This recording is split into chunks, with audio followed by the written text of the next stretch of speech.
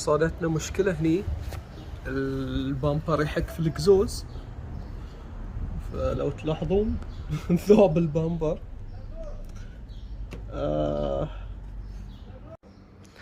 فطلبنا ذي الشيء Luminized Heat Barrier، نفس الرفلكتيف تيب، تحطونه في المكان اللي ما تبون الحرارة توصل له ويعكس الحرارة. فإن شاء الله يحل المشكلة، أتوقع بيحلها. ذي زين بعد تقدرون تستخدمونه حق الفالف كفر إذا ما تبون تصيد حرارة التيربو، أو مثلا على الأشياء مثلا اللي تحطونها في الماكينة اللي مصنوعة من البلاستيك، حق ما توصلها حرارة الماكينة أو الهيدرز أو المانيفولد. في له استخدامات وايد. أو مثلا تقدرون تلفون في الانتيك، البايبنج مال الانتيك، حتى ما توصلها حرارة الماكينة.